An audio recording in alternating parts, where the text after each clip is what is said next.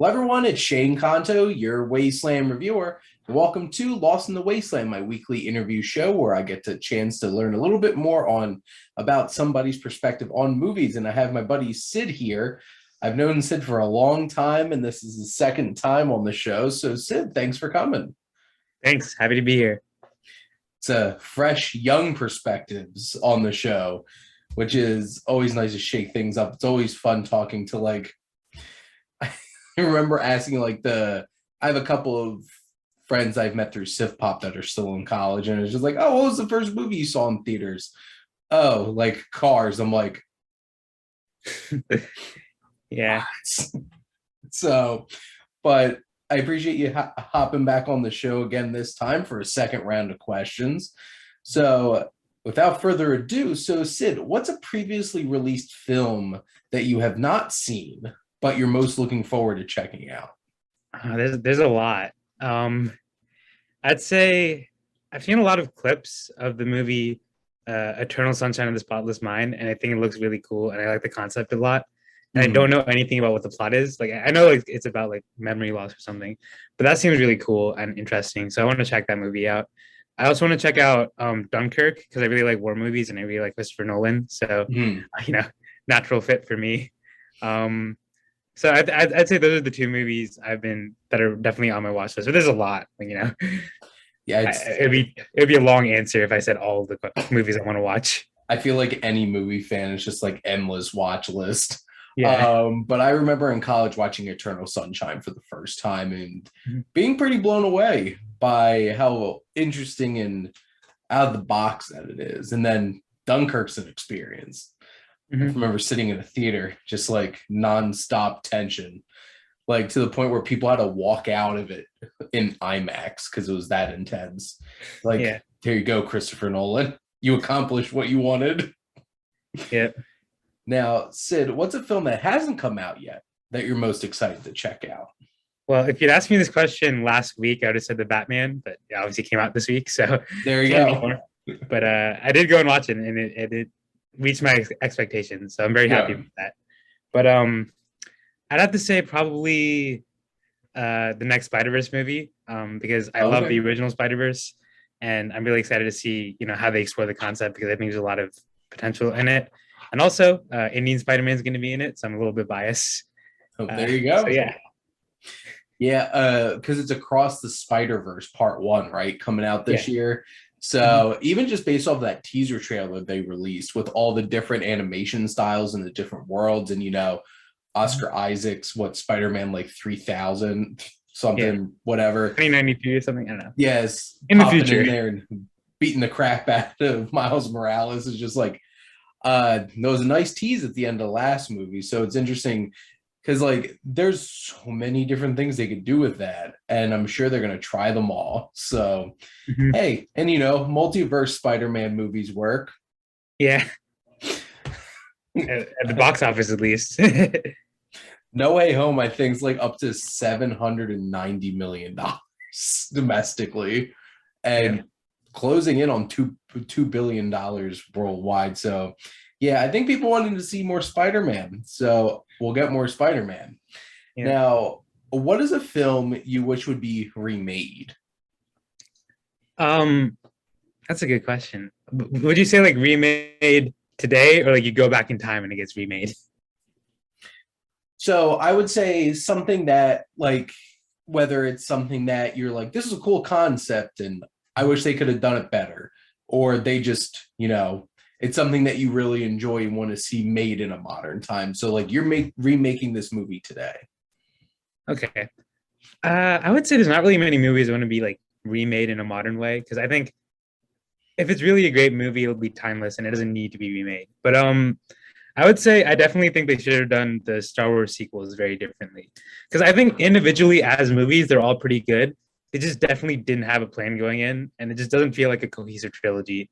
That's my main problem. Like I Certainly enjoy does them not. individually as movies, but it's not a good trilogy. So I think back in time, go to 2015 and be like Disney, please have a plan when you do the whole Star Wars thing, and It's like either just give it to J.J. Abrams to do the whole thing, Mhm. or give it to somebody else to do the whole thing, and not just be like, because you could definitely tell J.J. Abrams like I set this one up, and then they gave it to Ryan Johnson. I'm like, psh, I'm gonna do my own. Yeah.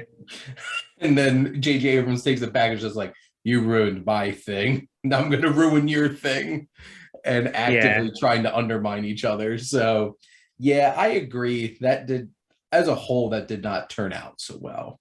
And I remember all the it was interesting growing up when the prequels came out because I had a lot of reactions similar to that of being like, it was very obviously a cohesive story, but everybody's like, this prequel suck. And now for some reason there's this resurgence of like, we love the prequels. I'm like, what? Yeah, I think that's a couple things. It's probably one, like all the memes, and then also like people really do love the Clone Wars, and the Clone Wars are like the prequel timeline, so it's like kind of a Yeah, that show made a lot of people love the movies better. And also, yeah, because you can't beat the memes. yeah. There's some pretty amazing prequel memes out there. Mhm. Now, my first time interviewing people on this show, I asked them what their earliest memory of going to the movies. But Mhm. now we're gonna get super positive. What's your fondest memory of going to the movies? That's a good question. I've only been saying that's a good question after every question, but Well, I appreciate the feedback. yeah. Fondest memory. Um, I mean, this is like a bit of a basic answer, but probably Spider-Man No Way Home. Like that scene where, spoiler if you haven't seen No Way Home yet, but where all three Yeah, pages. let's just point this out here that like No Way Home came out like months ago. Yeah. And if you didn't get it spoiled for you yet, I think you live in a different dimension. Yeah. So go ahead. Yeah. Okay. Yeah. So like the scene at the Statue of Liberty with all three Spider-Man landing, it made me so excited. Like as a like Spider-Man is my favorite superhero, so I was like I was losing in the theater. It's like objectively as a movie, No Way Home, like it's good, but it's not amazing. But as a Spider-Man fan, it's so great. Like I loved it so much. As a fan of Toby and Andrew and Tom, it's great. Yeah, it was. I don't. There's because watching Endgame, I thought like there's nothing that you could do for comic book fans that's gonna top this. And Yeah. then it's just like there's very few things that they could do for comic books fans to make them that excited, and they sure did it with No Way Home. Mm-hmm. And now Yeah. they're gonna be It's like very multiverse. interesting. Yeah, Okay. Multiverse of Madness, I was gonna say. I'm very intrigued to see what they do with that. Cause like, I don't know, I'm like apprehensive about it because on the one hand, I'm excited to see how these characters come back. But on the other hand, I also want it to be a good Doctor Strange movie. Like, how Yeah. are they going to give him a character arc with all the things happening? It's going to be very interesting to see. I feel like they accomplished that with No Way Home. Mm-hmm. Like they made Tom Holland Spider-Man still the focal point. Mm-hmm. So, well, we'll see if they do it with that. And I feel like it's so funny because everyone's like, "What's this What If show?" And then it's just like, "Oh, you didn't watch What If? You probably should." And then it's just like whole entire multiverse of madness is a sequel to What If series, and it's just like, what? And Yeah. basically, all the villains are all Doctor Stranges. I'm waiting for that to turn out that way. Mm-hmm. Now, what's a film that really exceeded your expectations when you saw it? Hmm. I feel like I normally have pretty appropriate expectations because I always like check Rotten Tomatoes, and it's not always right, for the Yeah. most part. Um, huh. I'd say probably the Truman Show because I just watched it because like one of my friends said it was good. I didn't really like look into it beforehand, Mhm. and I just knew Jim Carrey from like being a comedic actor, so I thought it'd be like a funny movie. And it is a funny movie, but it's also a very like Yeah. profound movie that has a lot to say and says it very well. So I think that would definitely be one that very much exceeded my expectations. I remember seeing that probably when I was like 8 for the Mhm. first time. And it's just like, it plays out a whole other level when you're an adult watching that movie. And I remember watching it again as an adult being like, holy crap. And, just all the way up to the very end, just like, if I don't see you, good afternoon, good evening, and good night. Yeah, And oh my god, the most like existential moment in that movie is just like you have this big swelling moment, like okay, what else is on? Just turn the channel, just like what does that say about society? yeah, But exactly. But in terms of if you haven't seen The Truman Show, you should check it out because that's a great movie. Yeah. Now, so I've worked with Sid on reading some books in the past. Now, in terms of some books that what's a written work, Sid, that you wish that would be adapted into a movie?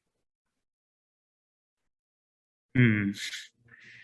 I mean, I feel like most of the written works I've read already are movies, right? Good chance that you've So read them because they were a movie. I know that turned out that way for no, me a lot of the no, time. no, no. Most of the books I read were for school, and they're all like really famous. So let me think. I don't know. Is there like uh it's like every popular book becomes a movie eventually. So this is difficult. And I mostly read nonfiction books now. That's the other thing. I Okay, guess if we're well, thinking comic books, I really want to see Secret Wars as a movie as like a movie because I think that's a very interesting comic run. Um Also like there's a lot of Batman comics that I want to see in live action. Like I'm so mad about how Zack Snyder he just teased the fact that the whole Joker kills Jason Todd thing happened and like we never see it in the DCU and we're never going to see it. That's annoying. But that would be a really interesting movie. So I think there's a lot of comic books I want to see adapted to live action. yeah, it's interesting because like all those comics have turned into like animated movies at some point.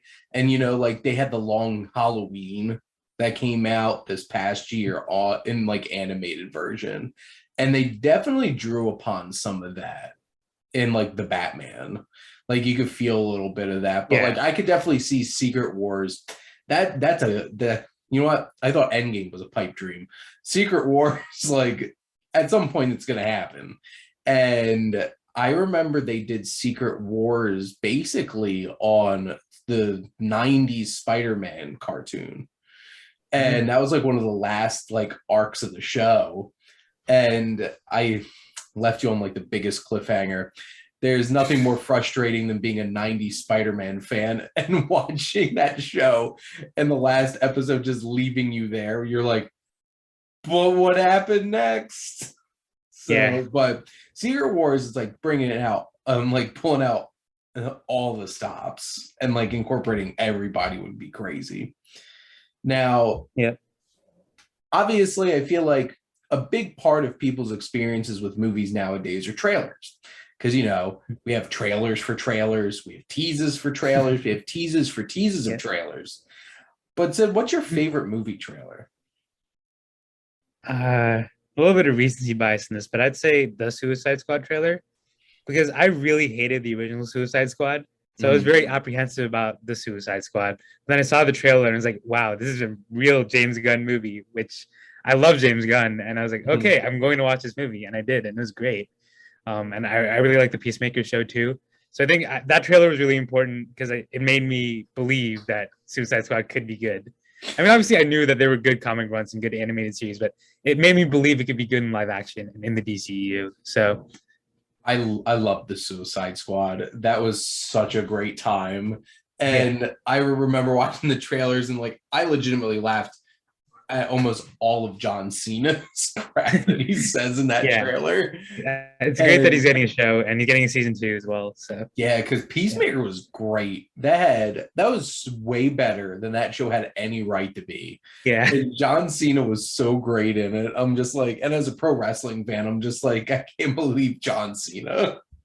yeah. And I think the He's one a moment that got me to laugh the most was like when Bloodsport is like, we're all gonna die. And Polka Dot Man's like, I hope so. yeah. It was interesting. I watched the Batman last night and then watched the Dark Knight afterwards. And Mhm. the actor for Polka Dot Man is in the Dark Knight. It's like, wow, he's been in DC for a while.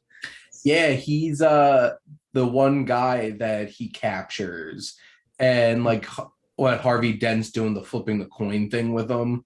Yeah. And Batman like catches the coin and is just like, what are you doing, Harvey? And Life yeah, begins. that definitely was a choice to not have a Batman voice this time around. Yeah. Because sometimes I just miss like, where is she? Yeah. Where's the trigger? uh there nothing's gonna capture that watching the Dark Knight trilogy and just being like, how many ways can we mimic Christian Bale's Batman voice? And nothing can beat Batman voice and Bane voice. Yeah. Oh man. Well, Paul Dano tried to with the Riddler. Yeah. It was so funny Heavy seeing the reveal breathing. because I actually didn't know what Paul Dano looked like before. So I was like, wow, he looks like Bill Gates in the 70s. Like I wasn't expecting that. uh, I think it was creepier when he took the mask off, to be perfectly honest. Very unnerving. Yeah. Now, shifting gears a little bit to thinking about some music. So, which is funny, speaking of like James Gunn and using music in movies. So, Sid, what's your favorite use of an actual song in a movie? Oh, this is easy. What's Up Danger in the Spider-Man Into the Spider-Verse? The scene where he like falls off. I have a poster of that I used to have in my room. So it's just such a beautiful scene, and the music just fits so well, um, and like builds up, and yeah, it's a beautiful scene. So I'd have to say that's my favorite use of music in a movie. Awesome. Maybe another example. Actually, oh, that's tough. The twist scene in Pulp Fiction is obviously great. You know, with I forget the name of the song. Oh, and Johnny Be Good and Back to the Future. Oh, now I'm thinking like every example of music that I like. But yeah, Like, there's how a did you lot. not But talk that would about probably be my favorite. Tarantino? Yeah, um, but like that soundtrack to Spider-Verse was pretty special. yeah, And now I know who Post Malone is. yeah, Yeah, I didn't know who Post Malone was. Actually, the only reason I knew who Post Malone was because apparently my friend Bobby looks like him, and all of his students in his high school math class says looks like Post Malone.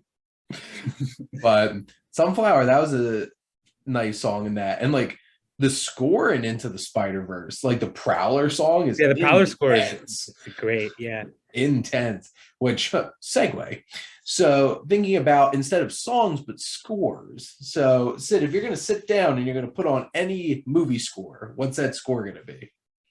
Uh, Probably the Awesome Mix from Guardians of the Galaxy 1. That has a lot of great songs on it. That's a I'm forgetting because I haven't listened to it for a while, but it has a lot of like great classic rock Hooked on on a there. Feeling. Yeah. Oh, or the Black Panther soundtrack. Oh, I might go with that actually, because that has All the Stars, which is an amazing song. Like I listen to it so much. The actual score from Black Panther, like good Ludwig Göransson is Mhm. killing it. Between Yeah. like Black Panther and then The Mandalorian and Book of Boba Fett. Not gonna lie, I listen to that Book of Boba Fett theme a lot. Yeah. But they really pulled out the stops too with the Black Panther soundtrack. Mhm. So now, Sid, the question every movie fan loves to be asked and has always wanted to answer: what is that one thing that you wish that movies would just stop doing? I'd say not trusting the audience enough. Like I hate when there's like just too much exposition. Like even like in the Batman, like they mentioned it's been 2 years like a couple times. That kind of annoyed me because like we understood the first time it's been 2 years, Bruce. Like we get it. Well, yeah, because they Um, use that visual cue of him in his like journal at the beginning. It's like year yeah, yeah, two, and just like, okay, we got it. It's yeah. been Like we didn't Batman have for to two hear years. Gordon be like, "It's been 2 years, man." Yeah, we know. It's been two Like years, man. I don't even know who you are. yeah, exactly. I mean, that was like not that bad, but like that's the thing where a lot of movies just don't trust the audience enough. That's why I really like Christopher Nolan because I feel like he trusts the audience a good amount. Like What's funny is he actually pissed me off with Tennant yeah, because oh my god, that line where he's just like, "Don't think about it, just feel it." I'm like, "Shut up, Christopher Nolan. You think I'm stupid? You don't think I could get this?" yeah. I don't know. I feel like with Tenet, he just lets the audience figure it out. He doesn't really explain it very well, but you just figure it out.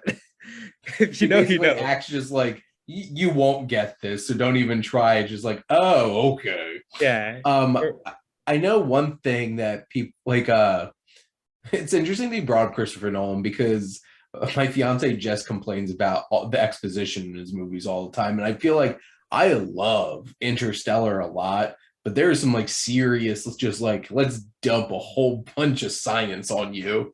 Like Wes Bentley ripping off Event Horizon and talking about the wormhole thing Mhm. with like sticking through the piece of paper.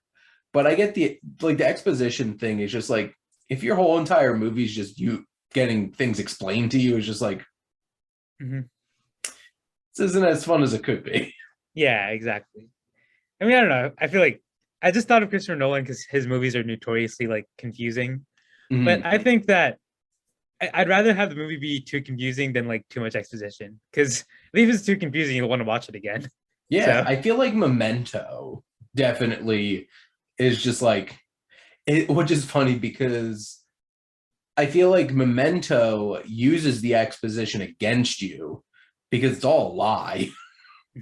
So it's just like because like Guy Pearce is constantly telling you is like this is me, this is what it's all about, this is how I work. And he keeps telling you all these things and it just turns out it's like what can we trust you kind of thing. And I think that's really interesting. And Prestige is just like complete mind-blowing experience in terms of stuff. Um, and then you have like Joseph Gordon-Levitt, who is a walking narrator of exposition and inception. But yeah, he also gets to like flip and get inside like a spiraling hallway, so it balances out.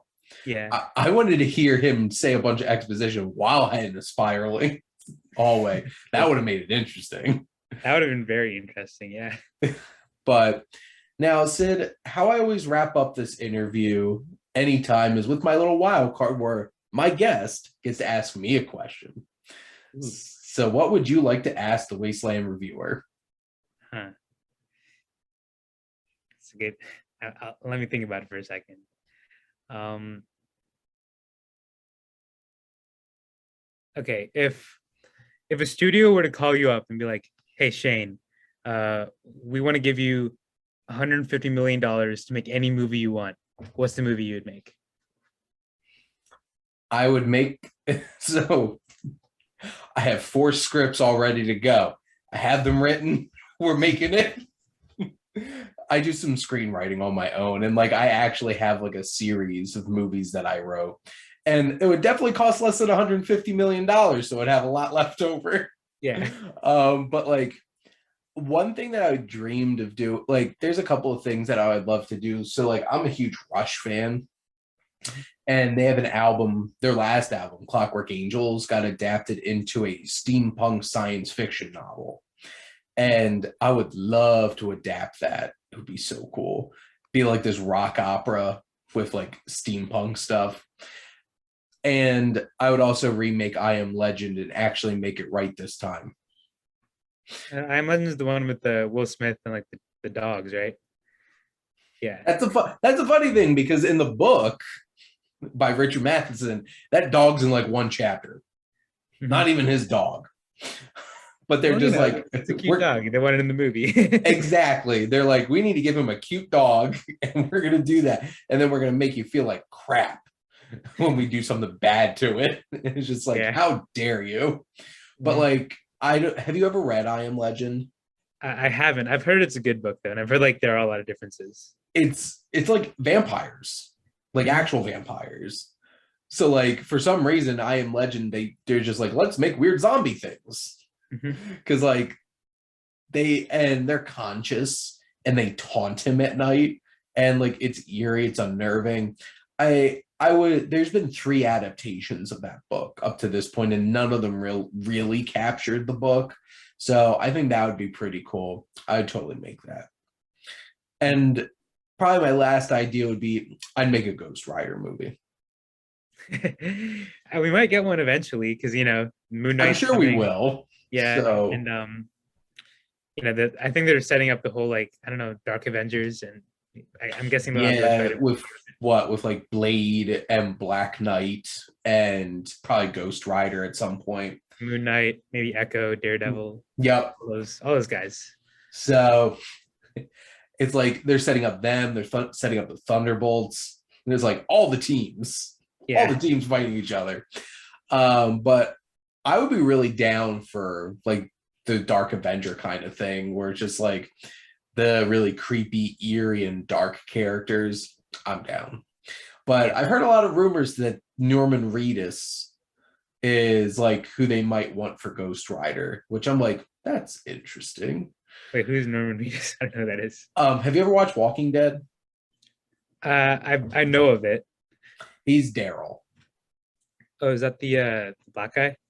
Daryl's like the redneck guy with the Oh, the crossbow. redneck guy. Oh, yeah. Norman Reedus was also in Blade too. Mhm. I Oh, enjoyed- yeah. He's like Blade's friend in Blade. Yeah, like Skid or Scud, whatever the hell his name is. Yeah, Yep. interesting. And then Yeah, he's I don't also know. in I think Boondock I didn't mind the guy they had play Ghost Rider in Agents of Shield. They could bring him back, but I'm assuming they're gonna do a Johnny Blaze story. yeah, probably. Bring the cage back. I saw a trailer for. Did you see that like Nick Cage movie where he's gonna play Nick Cage? Honestly, that looks insane, but I'll watch it. I'm so ready for the unbearable weight of massive talent. I am so ready for that movie. It got me because they showed the trailer before the Batman, probably. I know they showed it before my screening on Saturday, and he's just like, is this supposed to be me? It's grotesque. I'll give you $20,000 for it. I'm just like, oh, Nick Cage being Nick Cage. Literally acting as Nick Cage. I'm ready. Yeah, and Pedro Pascal too. I'm excited to see him just live it up. It's weird how that character he's gonna play in that movie, same actor as the Mandalorian. It's like kind of a interesting body work he has. It'd be interesting him being like playing off like the character he played in Wonder Woman. Mm-hmm. Seems like that kind of guy. Yeah. I don't know if he's quite like Din in this, but like him being like some kind of drug lord and stuff like that, I'm like, I'm ready. Mm-hmm. And he just wants to be best friends with Nick Cage, but who wouldn't? Yeah, it's gone full circle from him being a DEA agent to him being a drug lord. Because he's in Narcos, right? Yeah, he's what's his name? Javier Pena. He's probably the best part of this show. I've never watched Narcos, but good show. That's on Netflix, right? Yep. There's 6 so seasons much of stuff on Netflix. Yeah. So much stuff. Too much content out there. I know, I try. Yeah. But Sid, as always, this was a lot of fun. And it's always fun chatting with you and catching up. Because Sid and I've known Sid since you were in like 7th grade. Yeah, I think it was, and now you're in college. It would grow up so fast.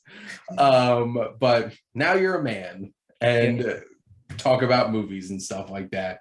But Sid, thank you so much for coming on, and of course, you'll be on again at some point in the future.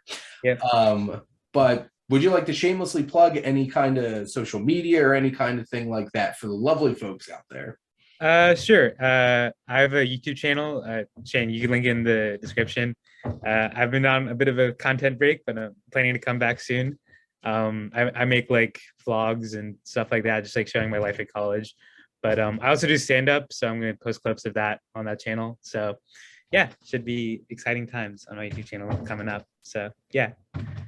We got the comedian over here.